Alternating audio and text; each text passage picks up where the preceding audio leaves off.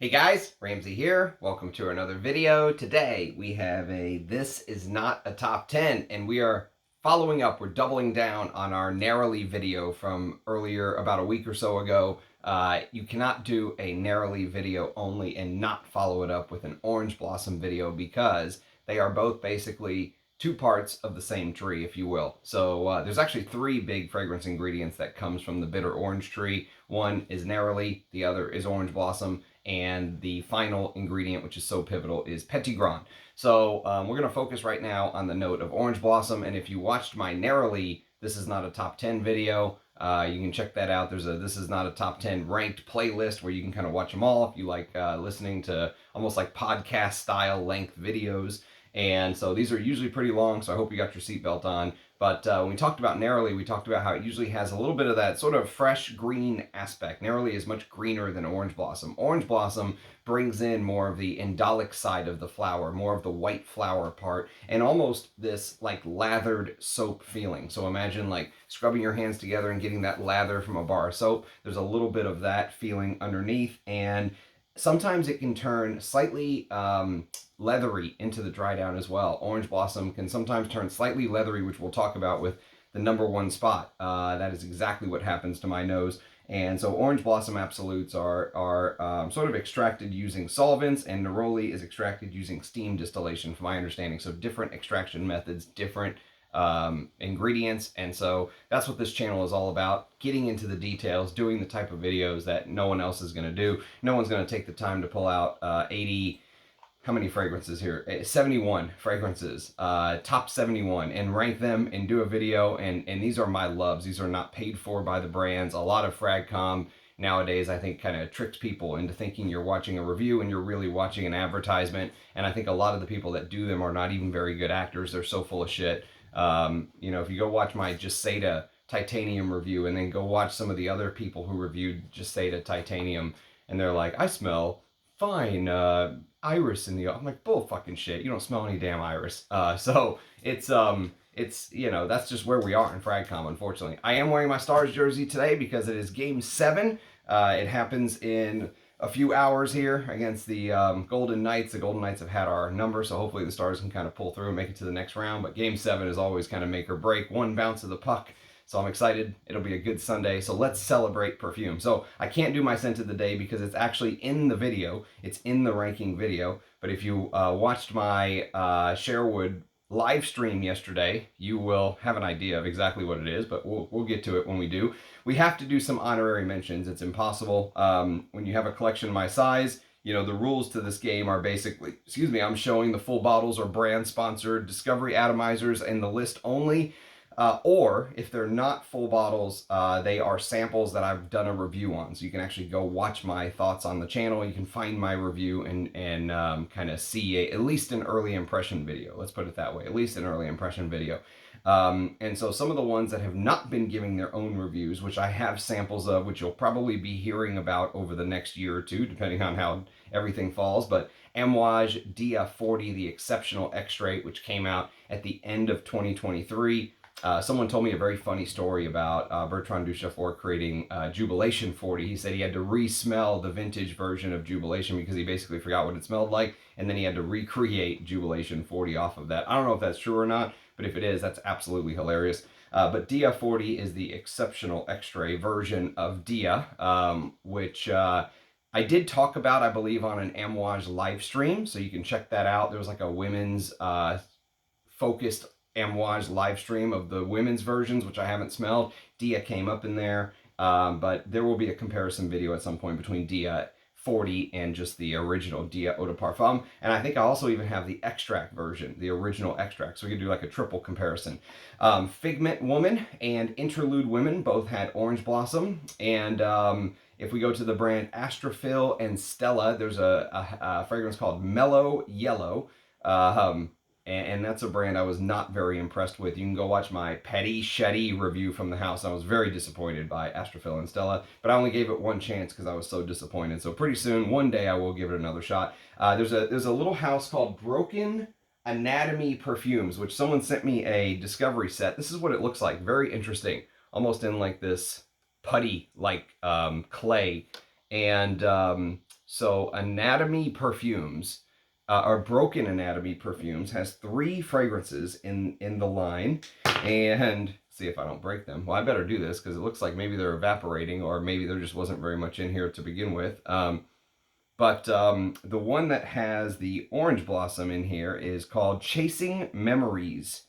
Chasing Memories, which is actually this one right here. And god damn it, what is there, like there's like grease on these or something. So Broken Anatomy Perfumes, Chasing Memories. So enough to, maybe I'll do like a live stream and try them all for the very first time on stream. I've still yet to try these, but this is kind of a newer house that didn't get very much attention.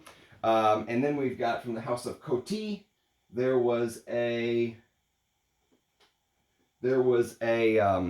decant that Rachel very kindly sent me called Complice, which is a 70s Coty creation that I need to do a video on one of these days. Diptyques du Son Ducitas La Sillage Blanc, Ensars Musk Gardenia, which Parfumeur says, I must have checked I had a decant. I have no clue where it is. If I find it, I'll focus on that. I'm focusing on the artisanal houses because that's where my nose is kind of telling me to go. Gianfranco Ferre for Men, which was a Pierre Bourdon creation from 2006, 1 year after Dior Homme. It's almost like a fruitier take on Dior Homme. Very interesting, actually, for a designer. And if you like Pierre Bourdon's work, you'll like Gianfranco Ferre for Men. Be careful because the For Men version is from 2006. The Gianfranco Ferre Man is from 86. So that's the original. So all they did was change it from man to For Men. So be very careful. That can get easily confused if you're not sure which one you're going for. Frederic Mall's Cardinal Flower, which I have a decant of, and that's beautiful tuberose, has an orange blossom note. Guerlain's Mon Impresso Nectar, which again I have a decant somewhere. And Henri Jacques Ambre Queer, which I just recently reviewed an Henri Jacques fragrance. So if you're interested in learning a little bit more of the house, there is a playlist. You can check it out. You know, I mean, if I was just dripping in money where, you know, money was just weighing my pockets down or something, maybe I would spend $1,300 on 30 mils. But other than that, that's a house that I only see as just pure testing and saying, thank you for letting me test it to my perfume god person, and that's it. Hermes has 24 Faubourg, which is a beautiful take on florals and orange blossom with, I believe, an oriental bit of a base. Hiram Green's Slow Dive, which there is a Hiram Green live stream if you want to check out more about the house on my channel. House of Matriarchs, The Longing. Jacques Bogart, Silver Scent Deep, and Silver Scent Intense, and there is a Silver Scent that's going to make this list as well, pretty high up as well. So Silver Scent, Orange Blossom plays a big role in those perfumes. Jazil's The Palace, which I reviewed a Jazil fragrance maybe 2 or 3 weeks ago. You can check it out on the channel. Kajal's Jory, which I believe Glitch sent me a sample of, and I have not gotten to that yet. Kilian's Voulez-vous coucher avec moi? Sorry to all the French speakers out there. L'Artisan Parfumeur's Seville à l'Aube, Mauer Olfactif's Tempo Rubato, which Mar Olfactif is just like a one-man shop, basically. He's in St. Louis, I believe. I did extend him a invitation to join the channel one day. I love the interview sessions that we do with perfumers, so having him on I think would be cool. Maitre Parfumé Agantier's Bois de Turkey, which, by the way, even though I only have a sample of that, that is an amazing fragrance, and a little bit like a niche M7 is what Rich Mitch says. He's worn it a lot more than me. I only wore it once, but I was very impressed with the fresh top and kind of the heavier oriental base. Orange Blossom works beautifully for that. Parfum de Marly's Kalan, or Kalan, which that'll be a funny review. Parfums Cortana's The Les Pochons Fatales line, Lily of the Valley, has Orange Blossom in it. And Pierre de Valet #1, which is kind of Roja's, like, I don't know what you would call it, second house, if you will. Pierre de Valet #1. Salvador Dali from 1983, which I've got a decant of that thanks to the great Anoush from Enchanté Perfumes. Sense of Wood, Oud and Acacia, Serge Luton, Queer Moresque, which if you watched my blind sniff video, go see how much I loved Queer Moresque, and there will be a very amazing surprise unboxing coming up soon, thanks to the great Anoush. St. Clair scents Casablanca, which Nick sent me a decant of. Very excited to get to smell that. Sultan Pasha's Arum de Angkor and Tabakarum, and also Tarath are the 3 Sultan Pashas that use orange blossom. That I have a discovery set from him that maybe one day we'll do like a live stream and I'll test a bunch of them on stream. Towers Cologne du Maghreb, which I did smell once and I remember actually really liking. It's a good take on a cologne. Towers Golston, which again, thanks to Nick, there's a sample waiting. And Nexon, thanks to Rich Mitch, there's a sample waiting. And Orange Star, which thanks to another perfume god person, there was an Andy Tower sample set they sent me, and I think Orange Star was in there. And then finally, Tom Ford's Noir Extreme and Xerjoff's Osel. Those are all decants that we could potentially be talking about later on in the future that feature orange blossom. Okay, so those are the honorary mentions. So let's do, by the way, I know these videos are long, just as a little side note, like that's the most preaching to the choir thing I could possibly say. Someone mentioned after you do all of these, this is not a top 10 series where you really kind of lay the groundwork of, you basically go as far as the eye can see on the horizon and talk about everything. Then you should kind of narrow it down and do a top 10, like a final, this is a top 10 video. And you know what? I was like, it's not a bad idea. Even though you can just pick out the top 10, so why do I need to? But maybe like rethink things and maybe things change here and there. So I'll sleep on that idea. It's a good idea. Okay, so let's get started. Number 71. Number 71 is a Salvatore Ferragamo fragrance. And it's a house I must say I'm not very impressed with. I don't really rate the house very highly, although there's a couple of them that are not bad, which I'll talk about on the channel one day. This one I despise. It's called Salvatore Ferragamo's Uomo. It's got a tiramisu note. In the Ram's opinion, tiramisu does not belong in a masculine perfume. I don't care what year this was made, 2016. Tiramisu, huge dose of ambroxan. It's a very modern like smell and extremely sweet. I mean, if you like smelling like a dessert, basically, if you think this is what's going to make the girls eat you up, go for it, my friend. I'll be smelling like the 1980s. Thank you very much. But yes, Salvatore Ferragamo's Uomo is just Alberto Morillas and Aurélien Guichard, who I must admit, I don't really rate Aurélien Guichard as a perfumer. His father, I forgot his first name, Jean Guichard maybe, or I'd have to look it up, but his father was a hell of a perfumer. Aurélien, I think, plays he plays on the modern aroma synthetics too much. He leans on them too much, and this is a huge dose of just, I mean, it's disgustingly sweet. How tiramisu has that like drizzle on like how it's kind of soft cake. It just feels like you get that drizzle thing. It's extremely, way too sweet for me. So that's why it is in absolutely last place. And ranking the orange blossom note, by the way, is very hard in these because I'm kind of trying to balance fragrances I really like versus fragrances that really show you the orange blossom note and what it is. So there are fragrances in here that are towards the back that would really be towards the front if I was just ranking my all-time favorites. But trying to rank that orange blossom note is not an easy thing to do. So obviously this is all subjective, and I always say number 1 is not better than number 71, number 2 is not better than 70. It's just kind of my opinion here. So take it all with a grain of salt. It's just a fun exercise and a way to talk about a lot of fragrances, and hopefully you learn something. So number 70 is a fragrance that I recently reviewed thanks to my good friend Emru from Amaru Paris is his website, AMARU Paris.fr. He ships decants worldwide. He sent me these for review so I could give him a shout out, obviously. And I did. I reviewed Tonka Cola. He did misspell Mancera, but all is forgiven. Mancera. Maybe because he felt some of the Mancera people, the fanboys, were on their menstrual cycle, Mancera. They get all offended at everything. But Mancera, this is Tonka Cola. And Tonka Cola is unbelievably compared by many to Roja's Enigma or Creation E pour Homme Parfum. And there is absolutely, that's one of the worst comparisons I've ever heard. Tonka Cola is much closer to something like Fève Delicious by Dior or Tonka Imperial by Guerlain. But Tonka Cola is like the cheapest version of that you could imagine. It's an awful, scratchy citrus that, a lot of Manceras are just so terribly blended.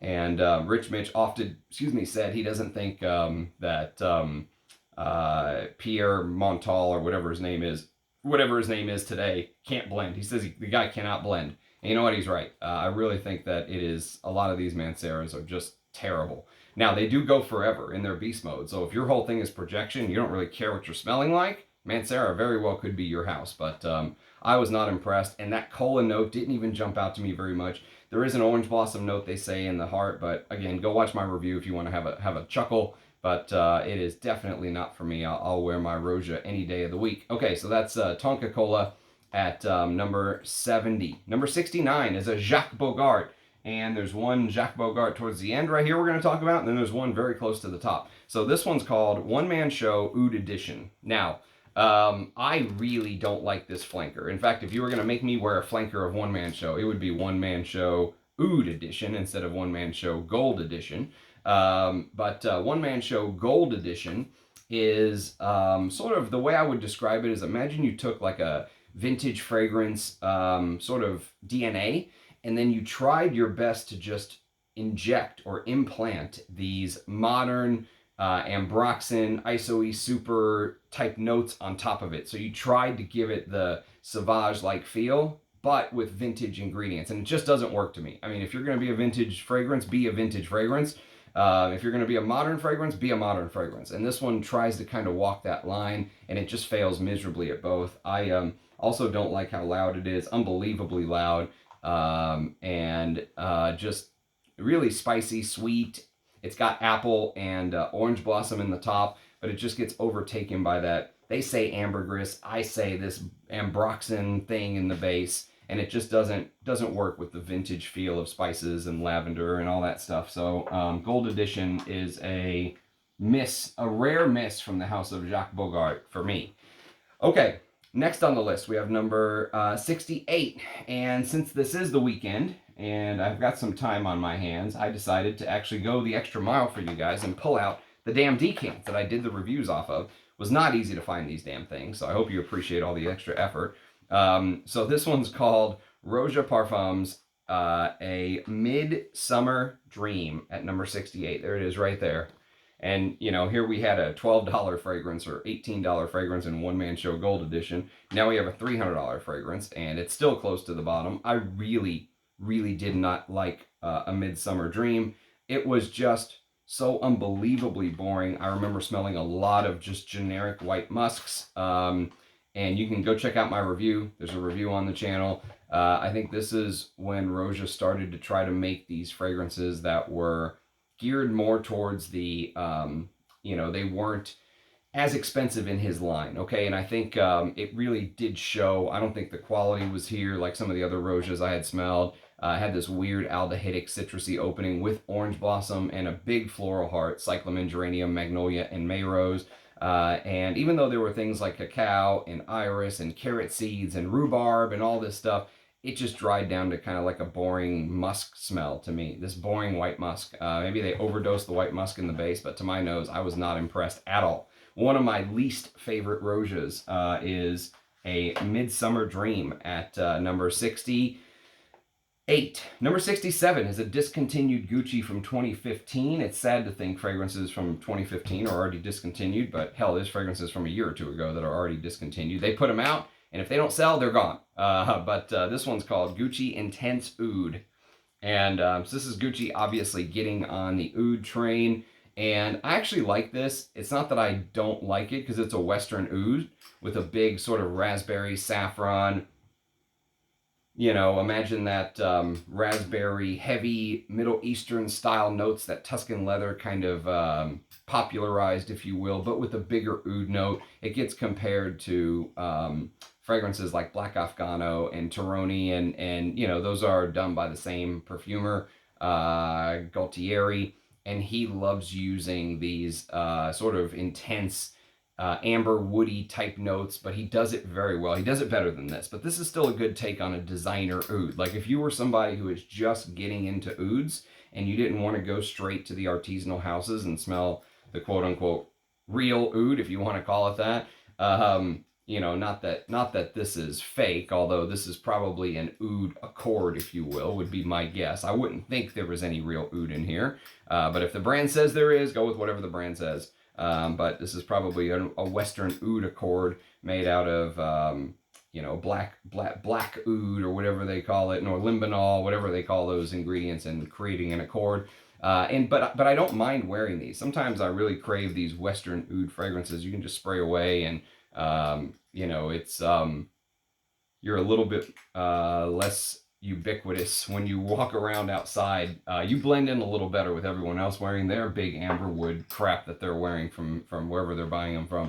So yes, Gucci Intense Oud, and the orange blossom note is just buried in there is the problem. It's just buried under all those heavier amberwood type materials. So Gucci Intense Oud comes in at number 67. Number 66 is a Rasasi, and I don't talk about many Rasasis on the channel, but you know what? For what this is not too shabby. This is called Hawas for men. If you're a fan of Invictus, I would recommend checking this out. You know what? For a $50 or $40 fragrance, whatever I paid for 100 mils, that's a hell of a cap with the detail, with the snake wrapped around it.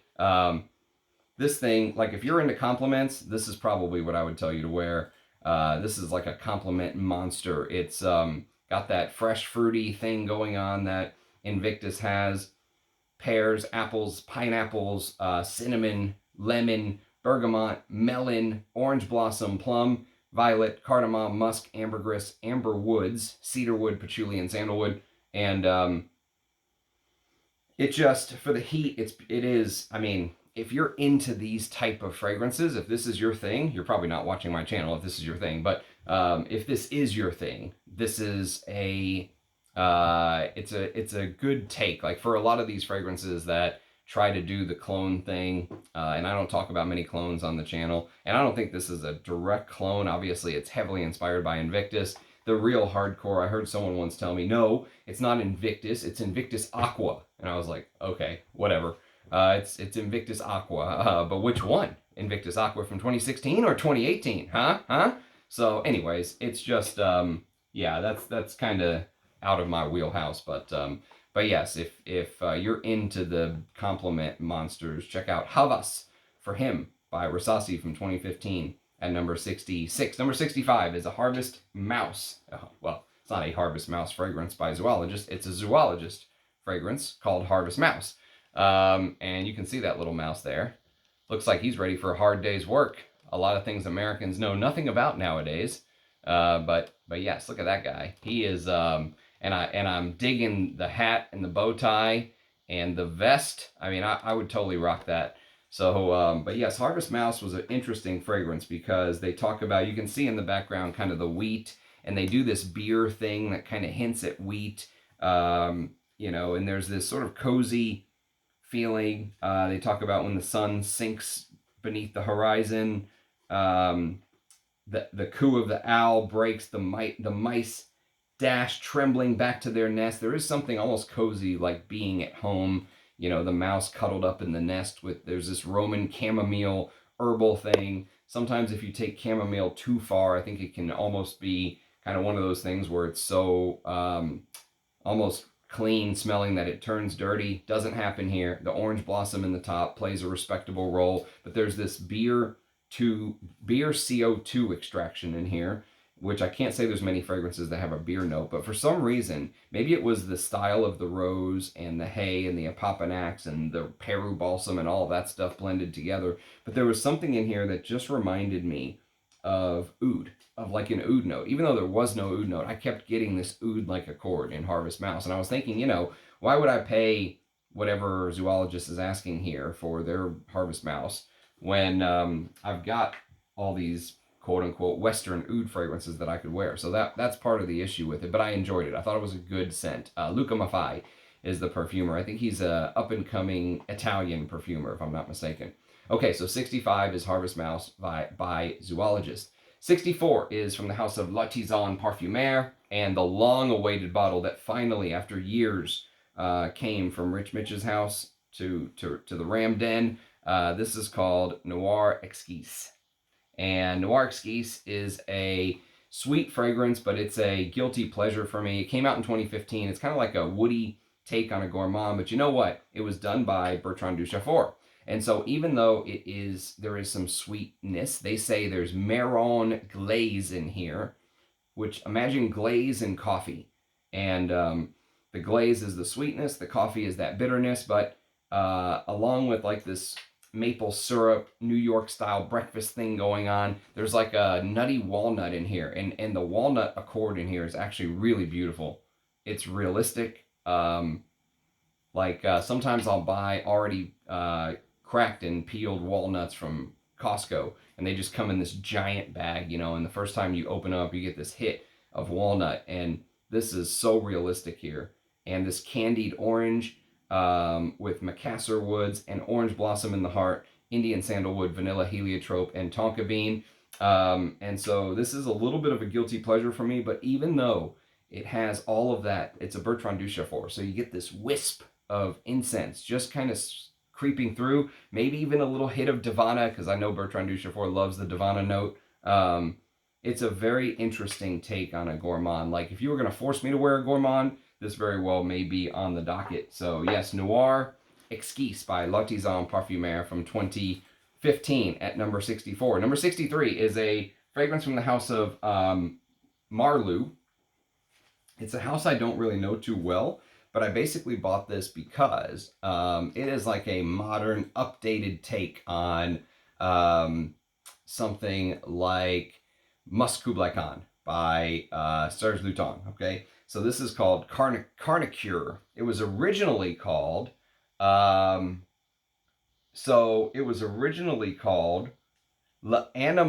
Sauvage, if I'm not mistaken. I think that's how you pronounce it. L'Animal Sauvage. And it is kind of an animalic floral with musk, civet, patchouli, sandalwood, violet, orange blossom. And there was supposedly like a whipped cream note in here, or like a, I think it was whipped cream or something. So musky. If you've ever smelled Kiehl's Original Musk, you'll be in the ballpark. Kiehl's Original Musk, Serge Lutens Musk Kublai Khan, Carnicure. I think Musk Kublai Khan is much better, but yes, one of these days maybe I'll get around to reviewing that bad boy. Okay, so next on the list we have a fragrance from the house of Anna Zworynkina, which is kind of a artisanal house that I think falls into that second tier. You know, I'd put Anna Zworynkina below the Intense Ouds, the Oris Ladores, the Bortnikovs, okay? And so this one's called Cuir de Russie. And so Cuir de Russie is, and you can see the color of the juice. It's a very tarry, smoky take on a Russian leather. And I love Russian leather fragrances. I love that big birch tar. You know, if you've ever seen like a birch tree, it just, the bark almost looks like you can just peel it off like paper. And this gives that leathery, smoky, but really tar-like, almost like you took those birch tar pieces of paper and you kind of, just dropped them into like a boiling cauldron of tar, and it just kind of all blended together. There's real ambergris, there's tobacco, there's labdanums, there's ambrette, which adds that very distinct take on muskiness. There's orange blossom, clove, jasmine. So I've got this little sample here, which I think these are 7.5 mils. And then I think I've got a 15 mil bottle somewhere, thanks to my good friend Al Manzano. So yes, Cuir de Russie by Anna Zworynkina at number 62. Number 61 is a fragrance from the house of Ted Lapidus. And what's interesting is this was originally released as a Balenciaga fragrance, and then it got discontinued. Ted Lapidus and Balenciaga are connected in some way, and so Ted Lapidus basically picked it up, and it seems like this is like a slightly reformulated version of the original Balenciaga version, and this one's called Rumba, right? Okay, so here's the thing. So Rumba is one of those hardcore, old school 80s big floral fragrances for women that I just struggle with a little bit. Some people compare this to, there was a Montana fragrance, I can't remember, but whatever the big 80s fragrance by the House of Montana. Some people compare it to that. This is one that for whatever reason I struggle with just a little bit. It's got a big Mirabelle plum note in here. And the plum is just decadent, dripping floral chypre, narcotic plum, and indolic white jasmines, and the orange blossom plays a role there with the animalic notes and the amber, and it's just big and headache inducing for me. So I would love to smell the Balenciaga version one day and just see if there is a difference. But you know, that's one that I'm glad I got it cheap because it's not my favorite. Okay, water break time before we do number 60.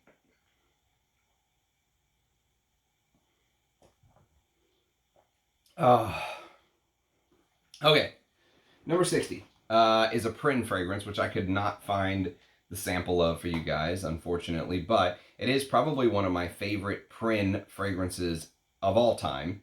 And if you go watch my review, I remember the fragrance because it had this cave-like sort of imagery. It's discontinued now, unfortunately, but it's called Mogao. And Mogao is a beautiful, smoky, spicy, leathery, you know, it had hints of, you know, the actual tarp that you put down. You ever put like a tarp over the back of your truck or something, if you're going camping or whatever it is, and that tarp has that plastic slash, you know, rumply, crumply leather plastic combination, and you get some of that with resins and plums and frankincense and orange blossom and that Lapsang Souchong tea, which the whole marketing advertisement with Mogao was a bunch of people getting together. Literally imagine the imagery on the Silk Road, but imagine like peoples of all races and backgrounds kind of coming together and hanging out in this cave and telling stories. So very utopian sense of the world, but that was the idea with Mogao. But I love the fragrance. Like, it was one of my favorite Prins, and it didn't feel like he was trying to do that. We're gonna shock you in the opening thing that he tends to do with some of his fragrances. So you can go check out my review. But Mogao is impressive stuff. At number 60. Number 59 is a fragrance from the house of Luban, and a house that I would like to maybe dive into a little bit more as time goes on. But this one's called Upper 10. And so Upper 10 is this little bad boy right here. Not one of my favorite fragrances, I can tell you that. Even though it is a leather, there's almost like this candied peach thing in here that throws me off just a little bit, and there's a weird kind of freshness, and I think the orange blossom plays a big role of that, with Italian bergamot, juniper, saffron, rose. So there's this rose saffron. It's almost like the rose and saffron and peach. If you just extract those notes and forget about everything else, there's almost just a tiny weird touch of Santal Royale by Guerlain. But then imagine this kind of cedar, patchouli, sandalwood leather base with a little bit of amber and musk. And it's not a bad fragrance. People around me like it when I wear it more than I actually like it when I wear it, if that makes sense. But Upper 10 by Luban from 2015 at 59. 58 is a decant, couldn't find, but it's here somewhere. It's called Royal Tobacco. Probably, if you said Ramsey, it looks like L'Oreal is actually going to complete the purchase of their $3 billion infusion of cash into Amouage. Quick, which one do you want to buy before it feels like they're going to start messing with things? I would buy Royal Tobacco because I really enjoyed Royal Tobacco. It was that smoky, you know, very almost tarry as well. I mentioned tar in Cuir de Russie by Anna Zwarinkia. There was a tar feeling in this oil, you know, like this natural smelling frankincense oil with anise and tobaccos and licorice. The licorice reminded me a little bit of the way that the licorice was used in this little bad boy, which is Yoji Om, discontinued but amazing designer from back in the day. Yoji Om had a beautiful licorice take, and so the reason I never went for a bottle was because I already had Iron Duke by Beaufort, and Beaufort's Iron Duke played in a similar sandbox. They did different things. I think actually Amouage's Opus 14 Royal Tobacco is more wearable than Iron Duke, but a very interesting tobacco fragrance. I really enjoyed the resins and the tar-like feeling, the birch tar. There was an orange blossom in the base, in the heart, by the way, excuse me. So yes, a good fragrance that would be on the full bottle list if money was no issue at number 58. Number 57 is a Bortnikov fragrance, and it's called Classica. So you can check out Classica. Go watch my review. As the name says, it's a classically powdery fragrance, marketed unisex, Had a beautiful Neroli in the top and Orange Blossom in the heart with heliotrope, iris, and this kind of castoreum birch tar thing. It reminded me a little bit of a powdery Russian leather. Like if you've ever smelled Meleg's birch tar and Russian leather, the powderiness of that reminded me a little bit of Classica. It wouldn't be one of the first Bortnikoffs I would go for, but I thought it was good stuff. So Classica comes in at number 57. Number 56 is a Dixit and Zach fragrance, which is basically a defunct house now, or it will be. Maybe they're going to do one more release, is the rumor, but then the house will basically be shut down, and they each kind of went their own way. I think for, let's see. Let me see. Give me 1 second. So for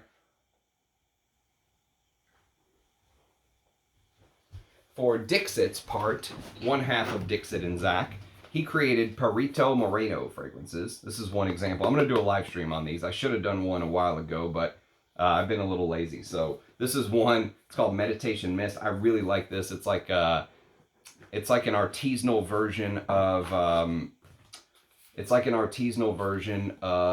Bois d'Argent by Dior. I really like the way that the incense notes kind of all come together with the freshness. It's like a fresher take on incense. So Dixit created his own brand, and then Zach created a brand called, I think it was called Ahom, Ahom, something along those lines. But so they each kind of went their own way, if you will. So the House of Dixit and Zach is no more, but they're two. They kind of live on separately. But the one that made the list is called Rising Mysore 2. There's a review on the channel. You can check it out. It's probably one of my favorite Dixit and Zach fragrances. I like the Rising Mysore series. It really is a beautiful Indian sandalwood, and the way they put their fragrances together with this like tincture-like smell actually played pretty well into the sandalwood. Beautiful stuff. I don't know if there's big differences between Rising Mysore 1, Rising Mysore 2, Rising Mysore 3. I do have a decan of Rising Mysore 3 somewhere. I don't think I've ever smelled it, but I mean, they're all discontinued now, so who knows what those bottles go for, if they go for big money or if just no one cares. But yes, Rising Mysore 2 at number 56. Number 55 is a fragrance that I've had for a while, but I haven't talked too much about because I'm on the fence about it. It's from the house of Abdul Samad Al Qureshi, ASAQ, and it's called Kashab Al Oud, the Heritage version. Now, there is actually a Kashab Al Oud that is not the Heritage version, okay? And apparently these get compared to each other a lot, and there's supposedly real oud in the bottom of the bottle. Ooh, ah. So, a little marketing sales point there. But the bottles are pretty. The bottles are pretty. The caps are pretty. But the fragrance is very similar to a lot of these Abdul Samad Al Qureshi / Arabian Oud fragrances I've smelled. You know, I like it, but I don't love it. There's always something that just feels slightly... it's almost like they took Western style oud and just a drop of real oud and kind of mixed it together is what it smells like to me. I'm not saying that's what they did, but I don't get the big feel of this huge oud overdose like I do in some of the Ensars or Arisladores or stuff like that. So if you're going for the oud fragrances, I'm not saying that this is one to avoid because I like it. It's almost like so there's star anise and there's French orange blossom in the top, which I don't know what French orange blossom does that regular orange blossom doesn't. Maybe chain smoke and drink wine. But it is sort of like, imagine it also feels like you're taking like Eastern style perfume and Western style perfume. So it's not just the oud itself that's like a mix up. It's like the style of the fragrance as well. And so it's like a weird, woody, fresh, classic, you know, the star anise gives a little bit of the shaving foam, masculine, classic feel, but then it dries down to this oriental, oudy, balsamic-like smell. So, I don't know. I'm on the fence, is all I got to say. The oud note, the oud wood in the bottle also feels like a little bit of a gimmick to me. Just feels like a little bit of a gimmick to me, but whatever. We'll see. We'll see. I'll wear it more. I'll wear it more and kind of give my thoughts one of these days. But that is Kashab Al Oud Heritage by Abdul Samad Al Qureshi at number 55. Number 54 is a Krizia fragrance, and this is K de Krizia. So K de Krizia is a beautiful old school Chypre creation put together by the great Maurice Roussel. Aldehydes, hyacinth, bergamot, neroli, peach, lily of the valley, orange blossom, carnation, narcissus, iris, jasmine, rose, tuberose, orchid, civet, moss, musk, ambergris, leather, sandalwood, styrax, vanilla, and vetiver. And if you have ever smelled any of these old vintage fragrances, you'll know exactly why I am so in love with vintage. I mean, the way they used to do things just in their regular fragrances back then was just so decadent and rich and thick, and it's amazing. I love it. Absolutely love K de Krizia. And even though it was marketed towards women, it's a spicy, floral, aldehydic Chypre that is just classic, never goes out of style. And I swear to God, if you pay attention, you can almost feel that musk that later on turns into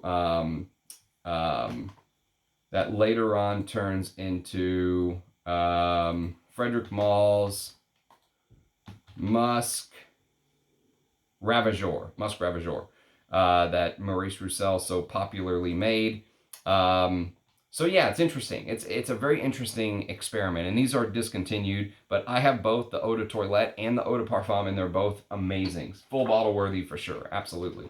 At number 54, and I got those from Anouge, by the way, at Enchanté. So number 53 is an Ensar fragrance, which I just reviewed within the last week or so, and it's called Omeros SQ. So the original one was called Omeros, and this is based on the Odyssey, Homer's The Odyssey, and it's a very interesting backstory. Basically, when lockdown hit, he was stranded away from his lab, if you will, and he got COVID, so he couldn't smell shit anyway. So he was saying, okay, let's do this experiment where I like tell my thoughts to somebody who then they create the fragrance based on my thoughts, not me.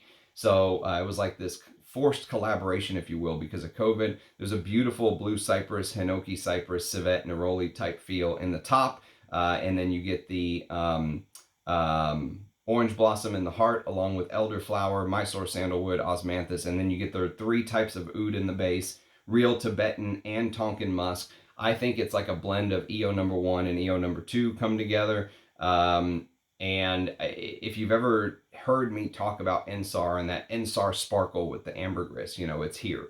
You definitely get that Ensar feel, and there is a familiarity if you've smelled that EO number 1. Go watch my EO number 1 or EO number 2 videos. You'll kind of get an idea. But this is very good. If money was no issue, I would totally have a bottle of this. But yes, Omeros. What many in the comments called it the mighty Omeros. And this is a pure parfum concentration. So good stuff. Good stuff. But it's not cheap. I think 50 mils will set you back $1,000. So hold on to your wallet. Okay. Next on the list, we have a Leonard fragrance, and this has been a shock for me because I love this stuff. This is Leonard Pour Homme is my favorite Leonard, but this is up there with some of the all-time greats that I think just don't get the recognition that they deserve. And this one's called Balahae by Leonard. Look at the bottle. I mean, look at the attention to detail, by the way. The good old days of bottle making. This is completely unique, almost like you're looking into one of those rocks that you see at some of those hippie shops where it's like crystal on the inside, you know, like they've cut into the rock and it's crystallized with all these different colors. And yes, you can see how they used to do it back in the day with the kind of writing on the bottom. But this came out years before Poison by Dior. This came out in 1983. Poison came out in 85. This really feels like a precursor to Poison. Like, this is what inspired Poison to me. The perfumer is Danielle Mollier, and it's aldehydic, big floral, tuberose, narcotic, huge fragrance, spicy, powdery, tuberose, can sometimes give that camphoraceous-like feel. But honestly, I like this better. I'm not going to lie. I like this better than Poison. Like, if you were going to make me wear one, I would wear Balahé. And God, that plum, anise, the orange blossom is in the heart with the tuberose. What a fragrance. And it just speaks to a time, the 80s. This just represents the 80s so beautifully.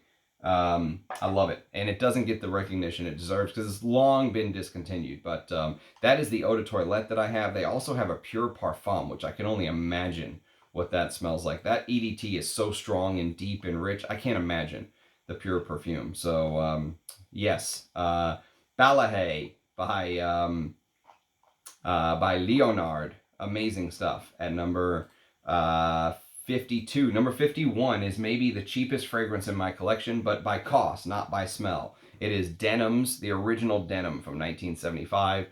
You can find bottles of this for $5. I'm not even kidding. It's a $5 to $7 fragrance. But it smells like a vintage old school Chypre. It smells like a $100 fragrance, easy. And it's a leather Chypre, so it's really right up my alley. There's that green sort of herbal, fresh basil with orange blossom in the top, and then you're just hit with sort of dry green notes. So imagine like dry herbal bay leaf and sage and vermouth and oak moss and leather, peppery leather, spices into the dry down, spicy, woody, leathery Chypre. Oh, what a fragrance Denim is. And I cannot believe this kind of fragrance can be had for $7 or whatever it is, $10. So yes, Denim from 1975. And it's still going strong in 2024. Crazy. So that's at number 51. Number 50 is a Histoire de Parfum fragrance. And it is called 1899. So I'll review this one of these days. It is basically a niche version of Spice Bomb. Okay, so one of the reasons why I was so unimpressed with Spice Blend by Dior, which I think came out 4 or 5 years after this. And one of the reasons I was so unimpressed so I was unimpressed with Dior, and I was unimpressed with the Initio fragrance that came out that smelled very similar to this. I forget what it was called. Rehab. It was called Rehab. So I was very unimpressed by both of those because this had already been done. There's already a niche take on Spice Bomb. Juniper, black pepper, Italian bergamot, cinnamon, Florentine iris, orange blossom, vanilla, amber, and vetiver. Gerard Guisalane is the creative director and owner of Histoire de Parfum. I don't know who the perfumer is, but he doesn't list himself as a perfumer, so. Oh man, my voice may not make it. Okay, so that's number 50. Number 49 is a Zoologist fragrance, and this is called Camel. Camel is full, and by the way, if you go for the older Zoologist bottles, you see there's no Zoologist logo on the top, and the cap is extremely cheap feeling. Even though it has the leather around it, there's almost no weight to it. I mean, it's like nothing. But there's no sticker on the bottom either. So Camel is just filled with resins, like resins. Oh, I'm sorry, I lied. Hang on. Did I lie? No, that's right. We're at Camel. Okay, 49 is Camel. So Camel is basically all about resins and frankincense and dried fruits. So imagine like dried fruits, resins, frankincense, wispy incense. It's beautiful. Imagine like literally being around the camel, going down the Silk Road, and smelling the animalic side of the camel as well. They captured it beautifully. Really beautiful. One of the best zoologists. Love Camel.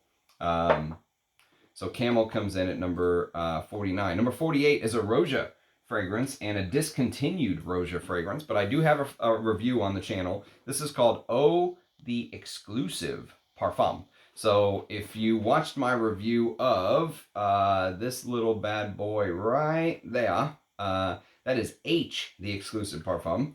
Eau the Exclusive Parfum smells unbelievably similar to H, the Exclusive Parfum to me. Eau the Exclusive Parfum, when I first smelled it, I was like, man, that really is giving me vibes of Frederic Maule's The Moon, okay? That raspberry, oud, leather, saffron thing going on. Little bits, hints of like hookah. and pepper and cypriol, and of course they kind of built that oud accord, if you will, but like pink pepper and raspberries and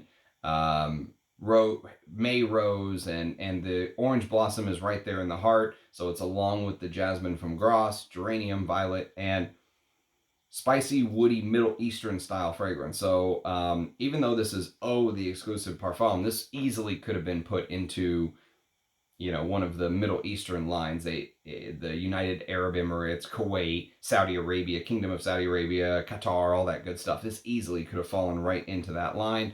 And what's crazy is the first time I smelled this, I was like, man, this probably took a lot of notes from the moon. And then I looked, and it was actually, this came out a couple years before the moon. So shocking that instead of Roja seeming to Roja up an already composition, that he created a little bit of a genre in a way, and then just discontinued it. So I think because this came out, the exclusive parfum, pushed the exclusive parfum away. Hard to keep up with all this stuff, but that is how it all goes in my mind. Okay, next on the list, we've got Estee Lauder's Knowing. This is another hell of an old school chypre created by Ellie Roger, according to Parfumo.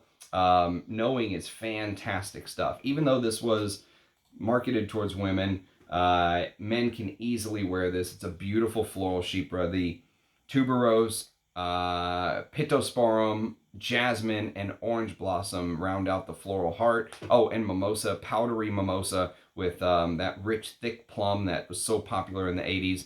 Rose, patchouli, oak moss, vetiver, sandalwood, and amber. And there is a sort of reinvigoration of these old fragrances by Frederic Malle.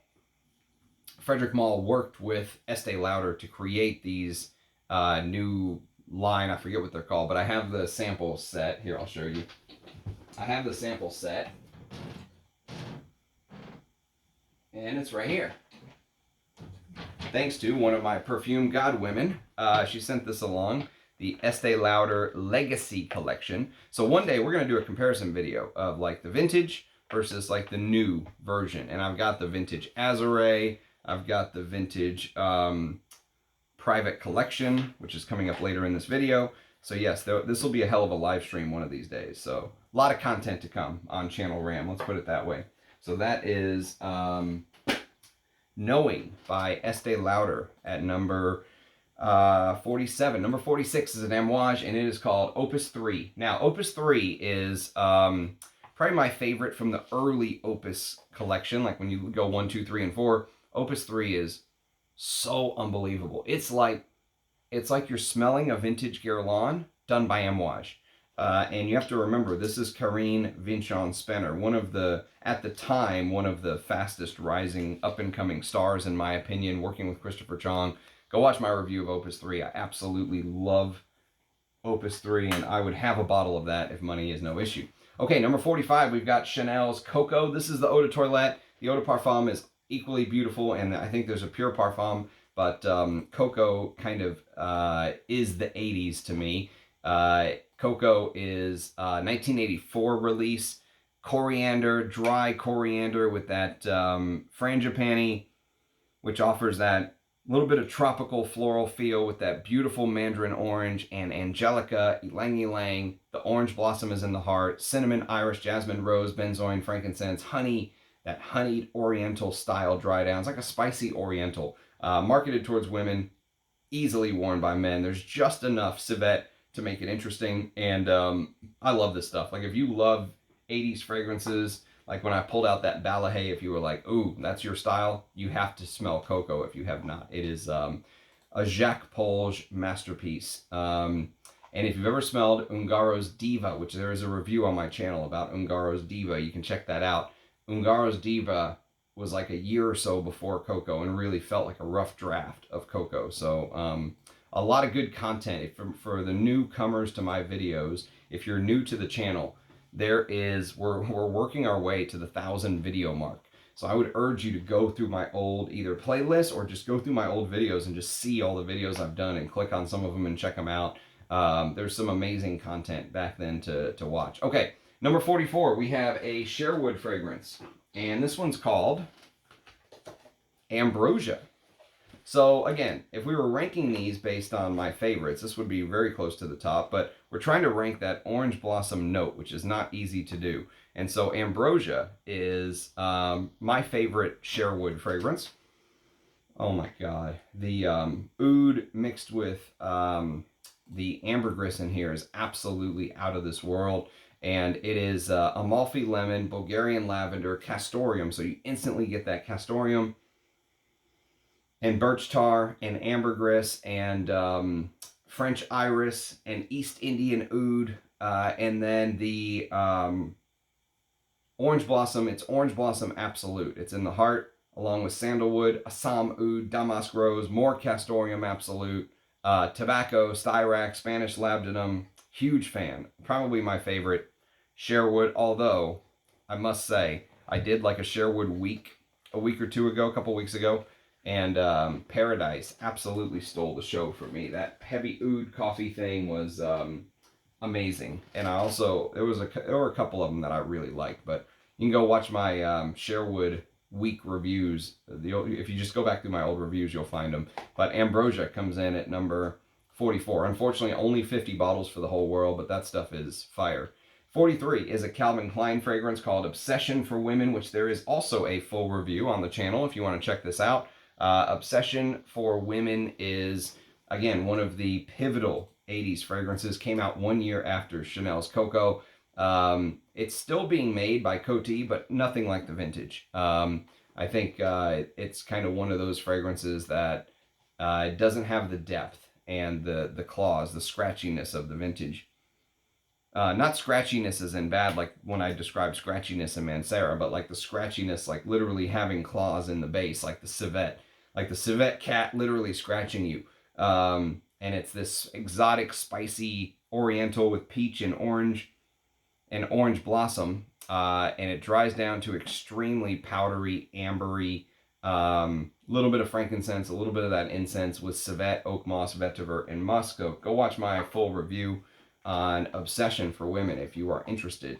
So that is number 43. Number 42 is a Guerlain, and it is unfortunately also discontinued. This is Guerlain's Ombre Eternal. One of my favorite from this line. Some people don't like this because I think a lot of modern sort of aroma chemicals were used, but I really think that Thierry Vasseur did a good job of mixing the modern aroma chemicals with the real ambergris, which he claims there's real ambergris in here, and you can definitely smell the sparkle, ambergris, cardamom, again, that dry coriander, orange blossom absolute, amber, leathery notes, and woody notes into the dry down is what they have it listed as, but it's spicy, woody, ambery. I've got a review of this on the channel if you want to check it out. Ombre Eternal. This was a bitch to find, by the way. So thank you, Natalia, for this and many other things you've hunted down for me.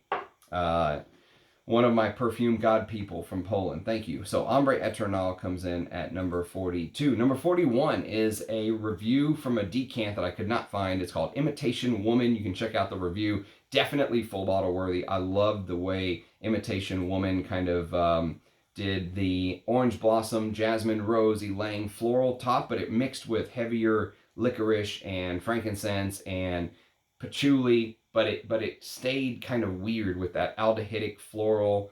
The black currant bud gave it like a green pissiness. I really, really liked Imitation Woman. That would be, so if money was no issue, I would own bottles of Ubar, Imitation Woman, Overture Woman, which I absolutely positively adored, Overture Woman, and the final one would be Memoir Woman. Memoir Woman was amazing. So some of those women, an Interlude Woman by Amouage as well. So some of those women's Amouages are out of this world good. So yes, Imitation Woman from 2018 at number 41. I've reviewed the men's version and the women's version now, so you can check those both out on the channel. Okay, number 40 is a Givenchy, and this is a vintage eau de toilette. There's also a Pure Parfum, which I can't imagine because this is so deep and rich. I can't imagine the Pure Parfum being heavier than this. It blows my mind. This is called Isatis. My God. Isatis is, it's like, I heard this once described as like being at a buffet where every single thing that you can see in the note listing is on the menu. The aldehydes, the orange blossom, the neroli, the galbanum, the bergamot, the coconut, and this actually has like a coconut fruity bit to it. And then the most decadent, rich flowers you could ever imagine: narcissus, tuberose, jasmine, ylang, Florentine iris, Egyptian rose, honey, civet, amber, castoreum, clove, musk, oak moss, patchouli, bay rum, vetiver, sandalwood, and vanilla. It's a floral chypre created by Dominique Ropion. And it's funny because these old bottles can be had for sometimes $50, $100, and people are paying thousands for what he did with Frederick Malle, stuff like The Night. And where do you think Dominique Ropion honed those skills and stuff like this? So the perfume quality, the expertise, the attention to detail. I mean, these 80s fragrances were, this and Coco from 84, just mind-blowing women marketed fragrances that I think smell amazing on a man. So yes, that is Isatis at number 40. Number 39 is a Uncle Serge Luton, and this is Féminité du Bois. Many consider this one of the greatest fragrances of all time. Basically, what ended up happening, the story goes, is that Uncle Serge, Christopher Sheldrake, and Pierre Bourdon, three of the most influential people in perfume ever, went to like a meeting of the high-up execs, and they said, we are going to do a woody fragrance. And they said, oh, good, you're making a masculine. And they were like, no, we're going to do a woody fragrance for women. And they were like, what? What are you talking about? You don't do woody fragrances for women. If you're doing a woody fragrance, it's marketed towards men. They were like, no, we're going to do a woody fragrance for women. So this has the cedar wood, the cloves, the plum, it's so beautiful. Man, I mean, I totally see why a lot of perfumers, when asked, hey, if you could do one fragrance, if you could make a fragrance that you didn't make, what would it be? And a lot of them say Féminité du Bois. It's like a pivotal moment. The original Shiseido version came out in 1992. This Serge Luton version came out in 2009. I have never smelled the Shiseido version, but I hear it's just thicker and heavier. So, yes. Féminité du Bois, Serge Luton's Féminité du Bois, number 39. 38 is a Sherwood fragrance that we talked a little bit about on the live stream yesterday. So if you want to listen to a couple hour live stream all about Sherwood, go check out that live stream from yesterday. And at number 38, we have Gentleman. Now, Gentleman, there's the note listing. The card's kind of shoved in there, sorry. But, okay. So there's the note listing. Look at that. Hell of a note listing. And there's the image. Proper Gentleman fragrance. And I really like this. Actually, it's grown on me a lot, especially for this time of year. Beautiful stuff. And maybe one of the best green tea fragrances I've ever smelled. It's like green tea fragrance, you're like, I don't even want that. And that's exactly what I was thinking. Like a green tea fragrance, who wants that? That's not even on my list of things to want. But then you smell it and you get the green citrusy aspect. It's so relaxing and just beautiful. Classically, literally gentlemanly. Go check out my review. But yes, Gentleman by Sherwood comes in at number 38. Number 37. Number 37 is a fragrance from the house of Jean Desprez, and this is called Bala Versailles. So speaking of full reviews, there is a full review of Bala Versailles on the channel. You can check it out. I love this stuff. It is so good. Michael Jackson's signature scent. Lots of powders, oriental powdery fragrance with resins and balsams, tolu balsams, vanillas, musks, powdery orris root, neroli, and orange blossom in the top, and civet in the base. And the civet gives it that unwashed animalic growl, almost like, if you look at some of these ladies at the Versailles court, maybe, back then when showers weren't as easy to take and it took a lot to draw up a bath, maybe they had a couple back-to-back interesting nights without washing. There's a little bit of that. You kind of put your arm either under your arm or your hand under your arm or like in between your legs and smelled them. There's a little bit of that dirty skin after sex feel. I love Bala Versailles. And the Parfum is discontinued, unfortunately, but it's so deep and amazing. I think you can still buy the Eau de Toilette, but I haven't smelled it. So I don't know what the current version is like, but it's the Parfum is something else. Go watch my full review if you are interested in learning more. Okay, next on the list we have number 36, and it is a Roja. It is Chypre Extraordinaire, which I did not care for this, and I really didn't care for the fact that they used to sell this for $1,750, and then all of a sudden, willy-nilly, they cut the price by $1,000, like to $750, and I was like, what? Who does that? So, could you imagine if you paid $1,750 for this, and then they were like, oh, it's now $750? You'd be like, what? They did the same thing with this and Chypre Extraordinaire and Great Britain. So I reviewed this, although I really didn't feel like I knew what to say because this is a little disappointing to me. It's if I'm gonna wear a Roja Chypre, I'm gonna wear Diaghilev, hands down. Diaghilev is me through and through, whereas this is like an aldehydic floral. It's like tepid, timid. There are little hints of civet, little hints of dirty cumin here and there, but nothing like Diaghilev. It's like a toned down version. It's like for the woman who wants to, who wants to be more appropriate, let's say. You're very cautious about what you wear if you're into Chypre Extraordinaire, whereas Diaghilev, you flaunt it a little bit. Let's put it that way. So yes, that is Chypre Extraordinaire at number 36. 35 is a Darren Allen fragrance, and I actually think this is a better version of Chypre Extraordinaire. This is called Chypre Number 1 by Darren Allen, and I think Rachel very kindly sent me this 10 ml. So I've had a chance to give it a few wears, and I actually really like it. I will talk about it on the channel soon, but this is good stuff. This is, yeah, Chypre Number 1. It definitely shares some similarities with Civet by Zoologist.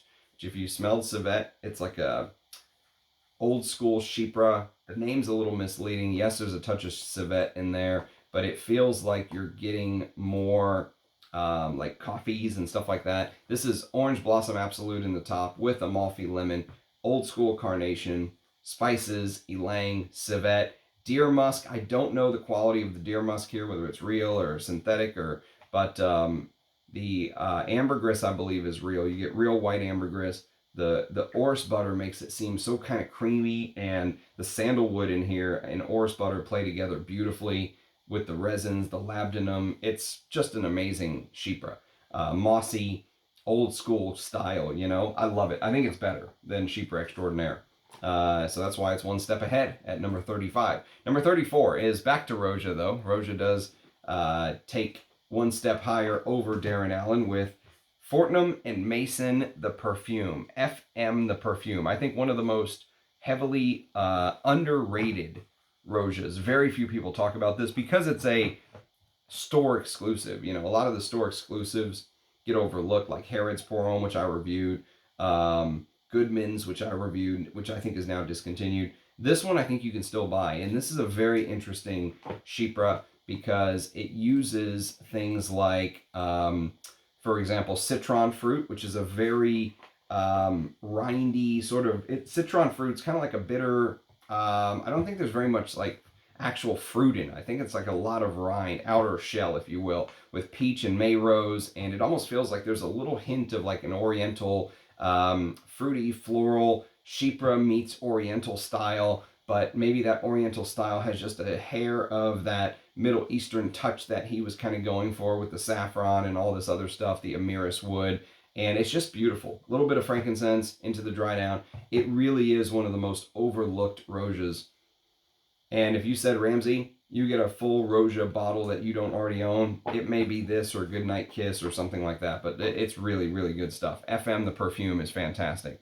I only say Goodnight Kiss because I've never smelled it. So, okay, so that is number 34. 33 is a Papillon, and I really think Liz Morris uses Orange Blossom in one of the most beautiful ways of anyone. So at 33, we have Dryad, and Dryad is beautifully bitter. It is just so, it's like taking that Chanel number 19 or green private collection feel, or synthetic jungle for those of you more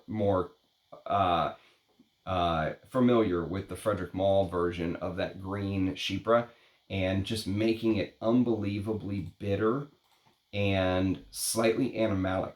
And the Costas adds that wet dog. you know, like you're literally smelling the bed that the dog kind of slept on for a long time, and it hasn't been washed. The tarragon adds a little bit of that anise-like feel. It's just beautiful, and it's so bitter and cold. It's a cold, bitter outdoor Chypre, but beautiful at the same time. You know, it's like that contrast of bitter and cold and beautiful, and there's beauty to this. The orange blossom is obviously in here as well. Lovely stuff. Dryad. So happy to have this bottle. Thank you to Natalia again, by the way. Wherever you are, Natalia, I hope one day I log on and see a comment from you. Hope you're doing well.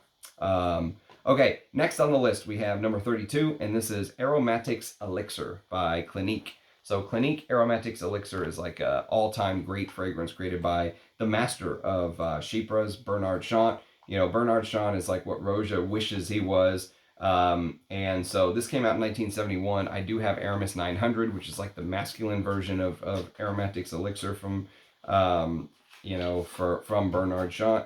And this is a modern bottle, so I've never smelled a vintage, but I hear that this is still quite good for what it is.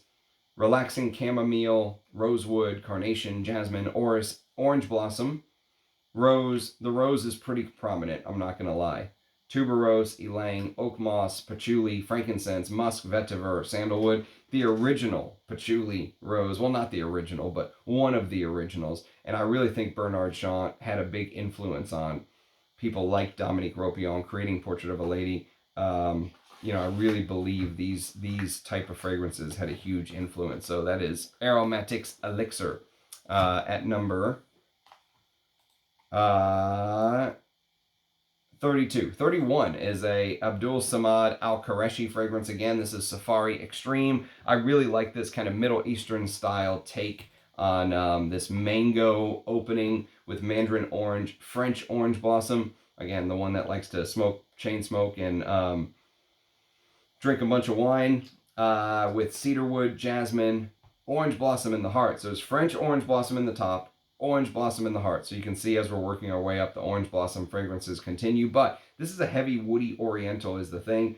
There's oud and vanilla and ambers and musk in the base. Middle Eastern style fragrance. So even though there's orange blossom, even though it's like orange blossom meets orange blossom, it's still kind of one of those things where the heavier oriental notes tend to overshadow it a little bit, but it definitely adds to the freshness of the fragrance. So, and some people were like, dude, you got the wrong bottle. You got the 90 mil one. You were supposed to get the 75 mil. I'm like, they're not going to change the formula because they put out a limited edition bottle. That would be way too much work. They probably just give you the extra whatever, you know, you get the extra 15 mils. But yes, it is. This is the limited edition bottle. So whatever that means. Okay, next on the list we have number 30, and it is an Aramis fragrance, and this is Tuscany per Uomo, one of the most beautiful fragrances for this time of year as far as I'm concerned. Tuscany per Uomo is a proper spicy, woody, masculine. It used to be called Etruscan, and they changed it to Tuscany per Uomo. This is the vintage version of Tuscany. I've never smelled Etruscan, but I hear it's basically the same. Spicy, woody, that sharp anise, you know, the anise that was like sort of influenced by Azzaro Porom. So this is 84, Azzaro Porom was 78. Remember, things moved much slower back then. So orange blossom is in the heart, along with that bitter green tarragon, spicy caraway, the patchouli, and especially into the dry down. The patchouli adds weight. The basil makes it feel green and fresh, even into the dry down. And there's this beautiful cinnamon leather combination that you get. Wow, what a fragrance. I mean, could easily be a signature scent for this time of year. The freshness of the lemons and the limes and bergamot and lavender. It's just, I mean, I just imagine looking out at the Tuscany countryside. Beautiful, beautiful fragrance from 1984. Okay. So that is number 30. Number 29 is an Amouage, and it is Lyric Man. So obviously this is all about one thing and one thing only. This is all about rose. So Lyric Man is about rose, but there are a lot of notes swirling around the outside that make it what it is. there's angelica, there's green galbanum, there's lime, which is actually very prominent. The lime is much more prominent than the bergamot. There's some fresh, zesty ginger, and there's orange blossom. And the orange blossom works with things like the pine. The pine makes it quite green. The orange blossom adds a little bit of freshness because this really feels like a fresh rose. Daniel Vizentine is the perfumer, and it really does feel like a fresh take on a rose. Maybe traditionally feminine, but I've come to love Lyric Man, and it's such a romantic fragrance at number 29. Number 28 is a Roja. It is a discontinued Roja called Oligarch. Now, Roja claims you can buy this exact same fragrance formula in their new fragrance called Isola Blue. I've never smelled it, but this is the Eau de Parfum. Isola Blue I don't think is an Eau de Parfum anyway. I think it's a pure parfum. But this is the Eau de Parfum. So this is discontinued. It definitely gives off hints of Terre de Hermes. It's like a fruity chypre, like Terre de Hermes with more depth. Imagine that. Terre de Hermes, has that thin feeling. The Isoe Super makes it have that throw and the vetiver and all that stuff. And here you get this grassy vetiver, but it also feels like Roja is using real ambergris and just a ton of fruit. So you get coconut, strawberries, apple, blackcurrant, champaca flower, which has that sort of spicy tea-like smell. Champaca gives off that spicy sunrise. Just imagine like sunrise meets like the spicy tea with lily, which I have some beautiful lilies in my garden right now. They're fantastic. Thyme, lavender, lime, and just a niche take on a classic. Very easy to wear, and the orange blossom is in the heart. So, and it really does add to the freshness. So yes, that is Oligarch by Roja at number 28. Number 27 is an Arige L'Adoré, and this is one where you could go with number 1, number 2, and number 3. This is Siberian Musk. So Siberian Musk, 1, 2, or 3 could be used here. I would love a bottle of this stuff one day, but so hard to find. Fuck, one of my favorite musk fragrances. It highlights that musk, that musk just adds like this, in this fragrance, it adds this feeling of like excitement, there's this depth, you're smelling the deer. I mean, you're literally smelling the deer, which every time they take a drink, they look up, and see what's going on. It's like you can feel the animal itself. I mean, these real musk fragrances are really something else. But I get a lot more like maybe fruity / green touches here than I do the Moroccan orange blossom. The original Siberian musk listed Moroccan orange blossom, which again, I don't know what they do in Morocco that makes it special. But the next ones just list orange blossom. So no clue if there was an actual change there, but obviously each version is made at that time. So, but it wears like a chypre.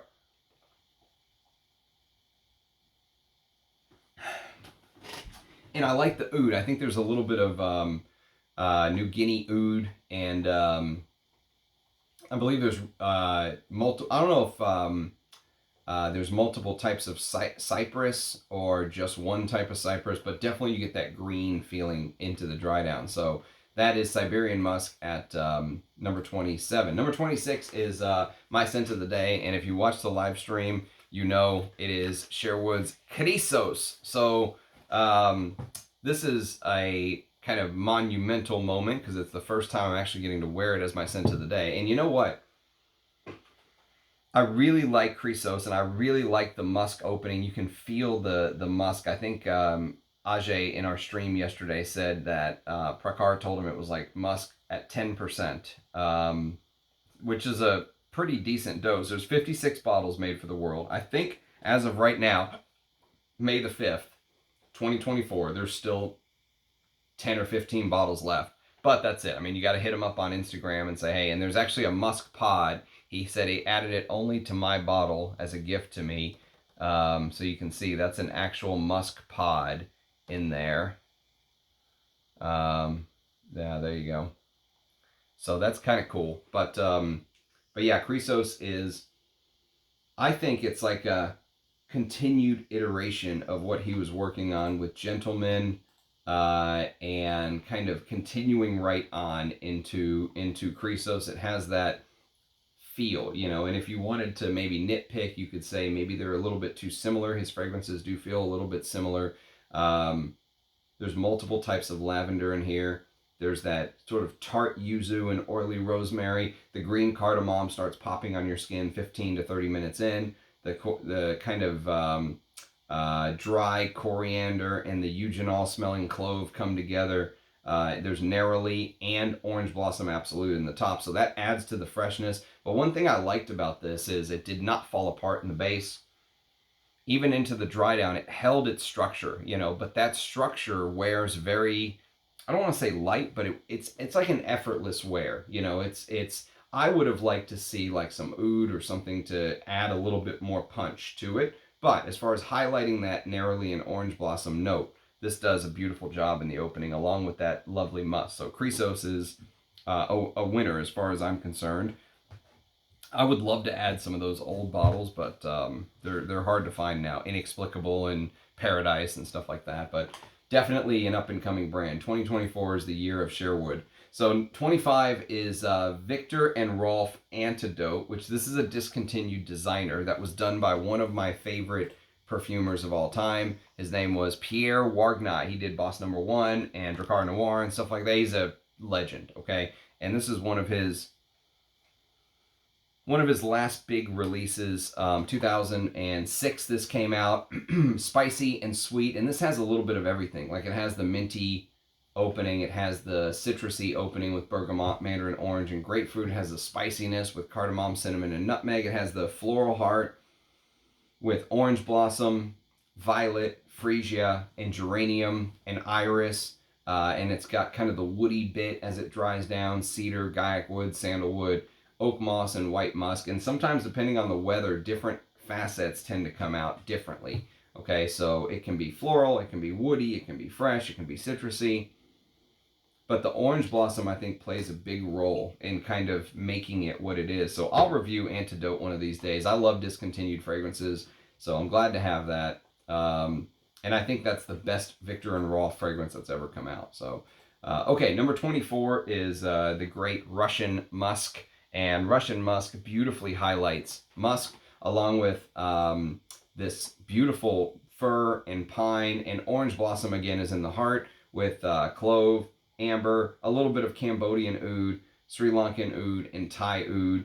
But this is just so effortless. Again, an effortless wear. This and Chrysos are two musk fragrances that I think easily can be worn to, work or interviews, or, you don't have to worry as much about the animalic side of the musk offending people. Siberian musk, which is more the way I prefer my musk to be done, that may put some people off, because the musk is much more prominent, and done in a way that I think is a little bit more animalic. Like, you get more of the Uranus side of the musk, basically. So number 24, Russian Musk, 1 or 2, or there may even be a 3, I can't remember, but any of those. And then number 23, we are back to the House of Papillon. This is Salome. So Salome is like Liz Moore's take on Belle of Versailles, as far as I'm concerned. Go watch my interview with Liz Moore's. She is one of my favorite creators right now. And Salome is an animalic floral with hyraceum, which is a note that very few folks are brave enough to use in their fragrances. Jasmine, carnation, bitter orange, oak moss, orange blossom. And the orange blossom adds to the freshness of the otherwise like sort of powdery, rosy. Oh God, I reviewed this on the channel, so you can go check out my full review. But smelling it from the cap, I don't even know what to say. I mean, it's so complex and deep and animalic, and I love this stuff.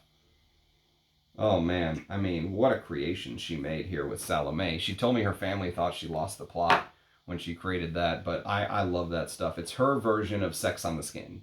Okay, is kind of what she says. So yes, Salome at number 23. Number 22 is an Amouage, and it is Beach Hut Man.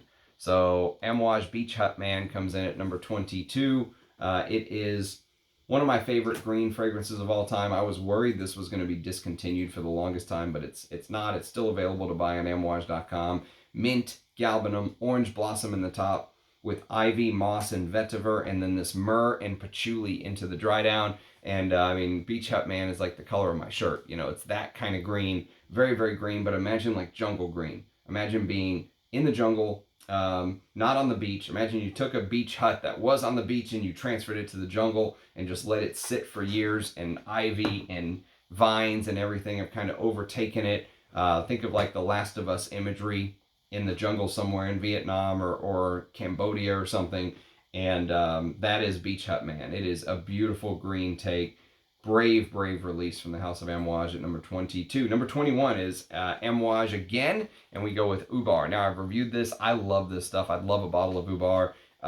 Just a beautiful floral, sandalwood, sandy. It really does feel like the desert sand with the sandalwood and the amber and the florals. And I mean, just all time, one of the all-time greats from Amouage that does not get the love and recognition it deserves because it's discontinued and hard to find. But I love Ubar. And they use, let's say, a Kubiba in the top, which is a shrub that kind of helps the floral or the citruses extend into the heart and base. Violet leaf, mandarin orange, and orange. So that is Ubar at number 21. Number 20 is a Guerlain, and I'll tell you what, I've been wearing the hell out of this. I wear this like I feel like once every couple weeks now, and I just reach for it and grab it, and I don't just apply carefully. I spray away. I put this extrait in a sprayer and spray away. This is the extrait of Val de Nuit, and fuck me, man. I mean, I am in love, straight in love with this stuff. It is something I don't even know how to describe. I don't know how I'm going to review it. I just know I adore Val de Nuit. It's probably the greatest galbanum I think I've ever smelled in this version, this extrait version. The galbanum here and the depth and just everything, the aldehydes. Oh, fuck. The dark green. It's so dark feeling. There's a darkness to it, but it's also unbelievably beautiful with that Guerlain in the base and spices and fuck. I mean, I don't know what I'm going to say. I mean, it's a green, spicy fragrance, but done in a way like nothing I've ever felt or experienced. It's a moving fragrance. So, yeah, that is just fantastic stuff. And the extrait version is so much better than the EDT as far as I'm concerned. So much better. So, all right, so Val de Nuit comes in at number 20. I feel like my voice is going out. Let me grab a Ricola.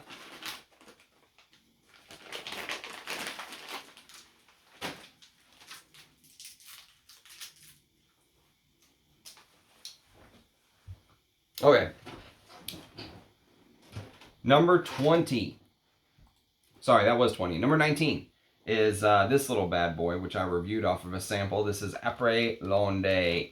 And Après Londe is an old school Guerlain from 1906. And it's supposed to be floral, powdery, with that anisic aldehyde that is probably one of the earliest uses of this para-anisic aldehyde, according to like fragrance historians. It's supposed to resemble this mimosa hawthorn blossom-like smell. And it was first synthesized in 1845. So you can see 1906, we have Après Londe. And so this is hawthorn, lavender, rosemary, bergamot, violet, orange blossom, lily, jasmine, orchid, deer musk, and iris. I don't know if the original versions use real deer musk, but fuck, man. It's such a beautiful fragrance, like after the rain, freshness, powdery. Go watch my review of Après Londe. Very, very moving fragrance. Number 19. Number 18 is a Prada, like a modern take, if you will.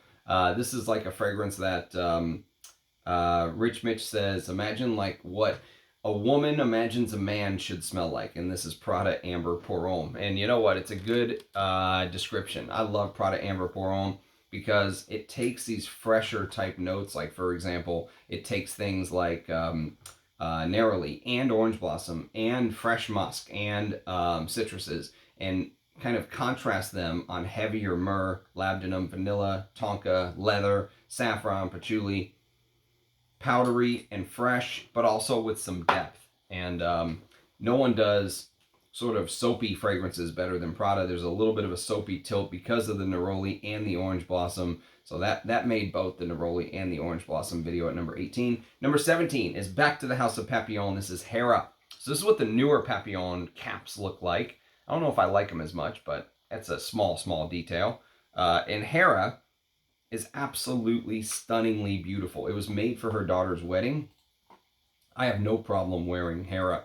It is one of the most beautiful ambrette notes I think I've ever smelled. Floral, powdery, narcissus, and ambrette. Imagine like a niche version of Dior Homme in the best possible way you could imagine, with orange blossom, jasmine, musk, rose, ylang, bergamot, labdanum, Turkish rose, vanilla. It's fantastic stuff. Absolutely fantastic stuff. Hera at number 17. Number 16 is Jacques Bogart's Silver Scent Pure. Now, Jacques Bogart Silver Scent Pure is only 3 notes. Orange blossom, grapefruit, and patchouli. So like this is a focus on orange blossom, and it's like this sweet, fresh, it's like a sugary orange blossom, basically, is what it smells like. Synthetic sugary orange blossom. But the freshness to it is made by the orange blossom. It's just so synthetic, but it works. It's weird. It's weird. I'll review these, and I got a bunch of the flankers, thanks to one of my perfume god people. So there'll be more talk of Jacques Bogart into the future for sure. So that's Silver Scent Pure at number 16 from 2015. Number 15 is a Creed, which made the Neroli list as well. This is Neroli Sauvage. This has both Neroli and Orange Blossom. The Neroli's in the top, the Orange Blossom's in the heart, and in the base is that Creed Ambergris, which is the salty ambroxan-like smell, but it's amazingly fresh. Creed does these fresh fragrances beautifully. Neroli Sauvage is fantastic, one of the great representations of Neroli, but I do think it does smell similar to Rochas, Eau de Rochas pour Homme. It's a fantastic value for money as well, but I went through the entire bottle, as you can see, long ago too, before I had a YouTube channel. So Neroli Sauvage was a regular summer wear for me. Okay, number 14 is a Guerlain. I don't have the decant, but it's known as Metalis now. It was originally known as Metallica. The brand sued them. They had to change it to Metalis. If you said, Ramsey, if you can get a Guerlain fragrance, what do you want? Go. It would be Metallica, because I know I love it. I have a decant. I've used it. I adore Metallica. I want a bottle of Metallica. Floral, powdery, carnation, which adds the spice. The orange blossom adds that floral, soapy freshness, and the rose and ylang-ylang, that sort of elastic smelling ylang-ylang with that hot. No one does bergamot like Guerlain, and no one does vanilla like Guerlain, and these have both. And in the middle is that orange blossom, carnation, ylang, and rose, with beautiful iris and amber and tonka and that Guerlain base. Fucking one of the greatest fragrances of all time. I love Metalis. I just can't find a bottle. I actually thought I bought a bottle, and they waited a month, never shipped it, and then canceled my order. I was like, fuck you guys. So, but yes, I've been trying for years to source a bottle of Metallica. No luck. Okay, number 13 is a Dior. It is Dior's Queer Canage. So Queer Canage is so close in smell to... Go watch my blind sniff video, my live stream I did from a week or so ago, about Serge Lutens' Queer Moresque, which was on that blind sniff video. I loved it so much, I literally wore it back-to-back days after that blind stream from the decant that Armando sent me. And someone reached out to me and they were like, hey, I know how much you seem to have loved that. I'm going to send you a bottle of it. So I'm going to give them a big shout out once it actually arrives. But that should be coming in the next week or so. But Queer Canage smells like Francois Demachy took Queer Moresque by Serge Lutens and added this orange blossom kind of freshness in the opening.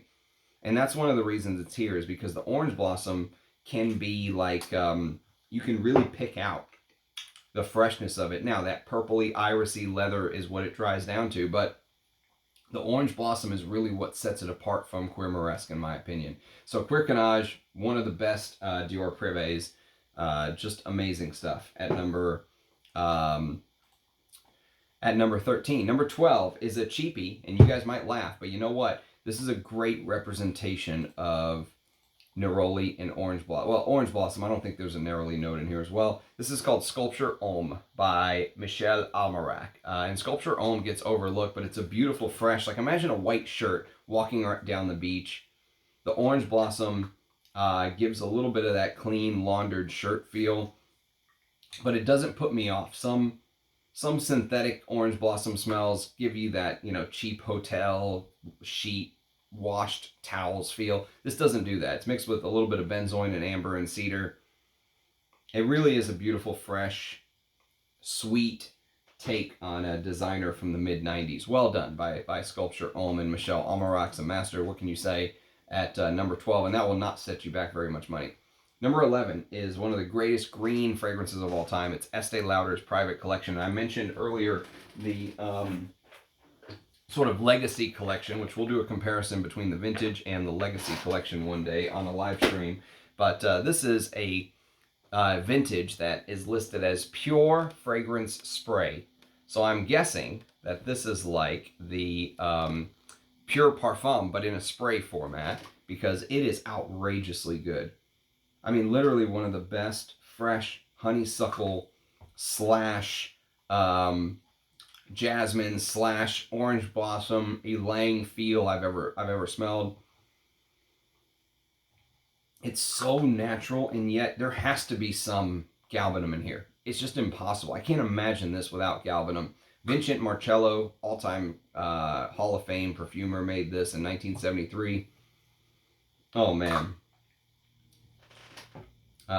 Private Collection is, if you're into green fragrances, if you're into number 19 and stuff like that, you have to try Private Collection. It is fantastic.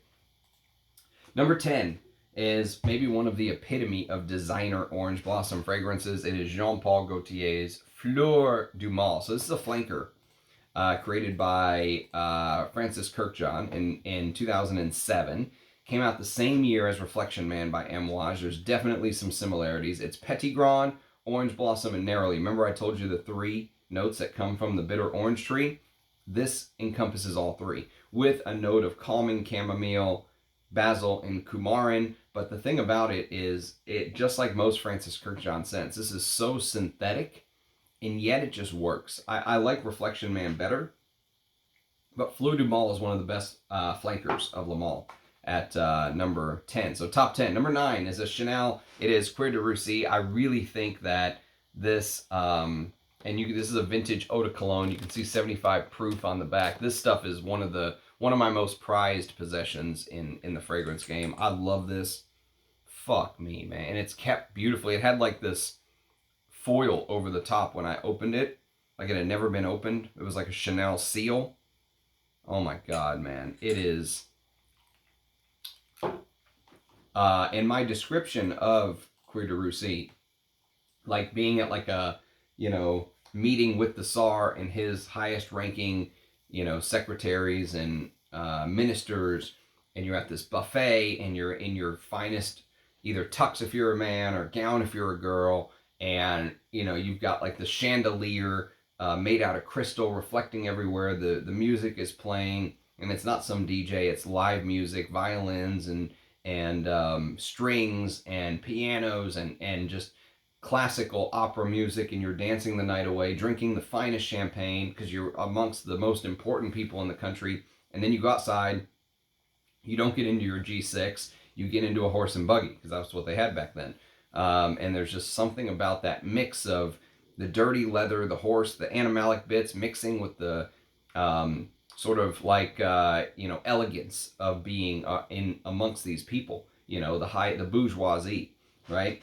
And this really epitomizes that, and that story is what ended up influencing Russian Adam to make Royal Barn from the latest collection. So I'm very blessed to be even a small part of that creation. But the orange blossom note in the top, I think, adds to the aldehydic Chanel feel. It's part of the aldehydic Chanel touch, if you will. So that's number 9, Croix de Russie. Number 8 is Chanel's number 22, what Chanel considers their wedding scent. And number 22 is one of the most beautiful aldehydic florals I've ever smelled. The orange blossom and the neroli in the top with the tuberose, lily of the valley, and lily is to die for. It is. And then you get that ylang, jasmine, rose. The florals in here, my God, man. One of the greatest floral fragrances I've ever smelled. Powdery floral with just little wisps of incense in the background. You know, just tiny little bits of heft without being heavy. Just, it could float away. It's so beautiful. Number 22 is a masterpiece. Number 7 is Guy Laroche Fiji, and I just got this bottle within the last week or so thanks to our good friend Allie. Allie is a regular contributor to the channel, and I am indebted to her in many ways for all the stuff she's found me, decant wise, bottle wise, and she sent me this bottle, the original 1966 version of Fiji. And I'll tell you what, this is I think that this influenced a lot of those 70s. Let me just get a smelling strip.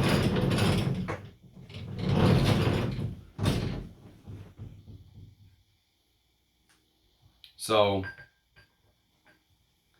and if you pay attention, that's actually metal. Not like nowadays. Oh, baby.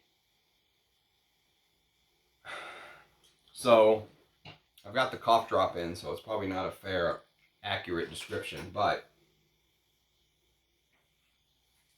I really feel like this Fiji and YSL Y from both from the mid-60s. I think Y was 64, this is 66. This green sort of chypre. There's this huge hyacinth note in the opening.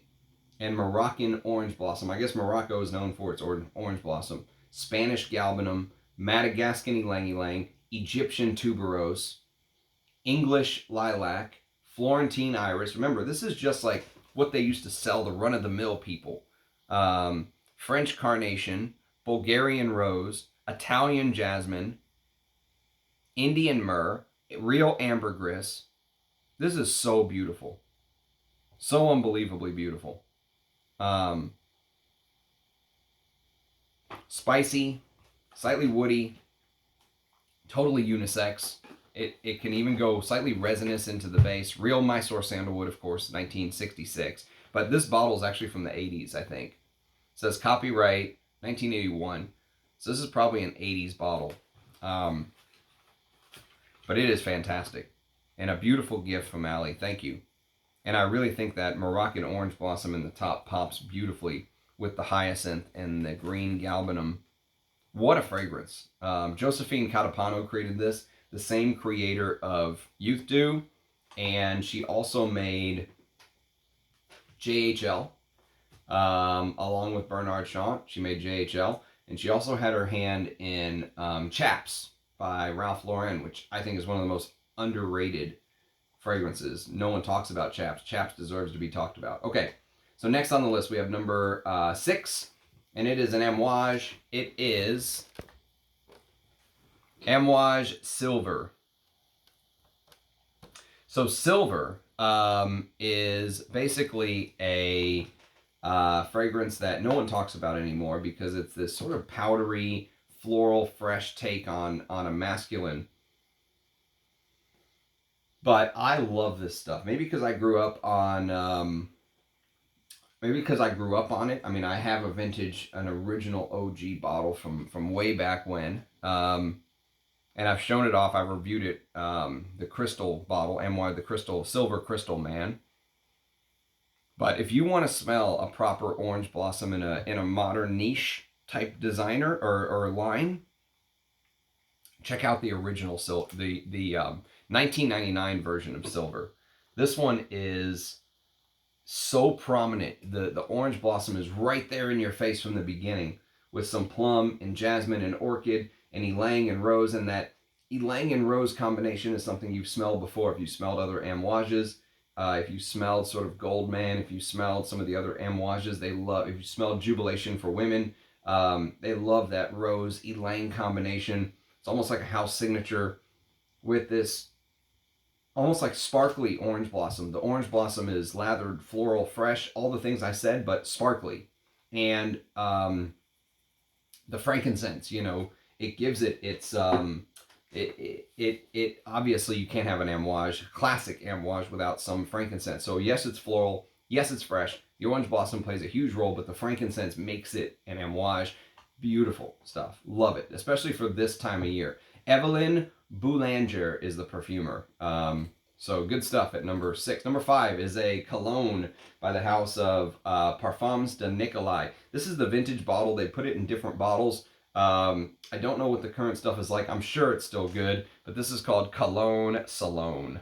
So Cologne Salon is an amazing sort of take on the cologne genre, if you will. Spray the other half of this card. And yeah, it opens up real bitter, like you're smelling the Petit Grand directly. Remember I mentioned that there's 3 parts to the orange blossom tree, and imagine you're smelling like Petit Grand with this real bitter lemon, totally unsweetened. Bitter lemon and bergamot, just a hint of orange begins to come through as the minutes tick by, and then you get lavender and orange blossom, and the orange blossom here is exactly how you would expect it in a cologne style. It's bitter, it's fresh. I wouldn't be surprised if there was some neroli in here as well, but orange blossom is what's listed. Benzoin, musk, and patchouli, and just one of the best, just easy to wear colognes. Like you want to be fresh for a couple hours in the middle of the 100-degree heat in Texas, Cologne Salon is fucking amazing.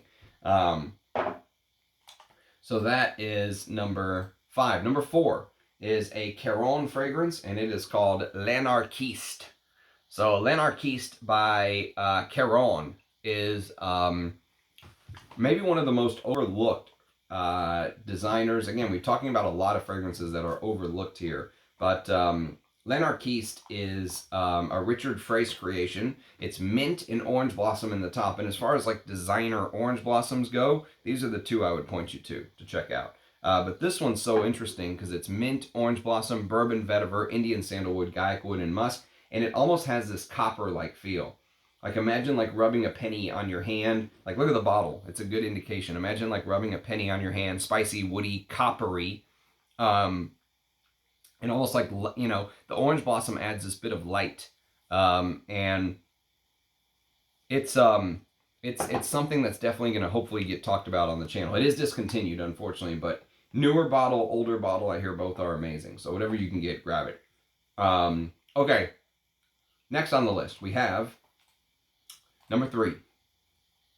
Number 3 is an all-time great. It is Tom Ford for Men. Again, unfortunately discontinued. The original Tom Ford for Men. It used a very interesting note at the time, which you didn't hear too much about. And basically, Tom Ford for Men used cypriol, which cypriol is used to create this oud accord.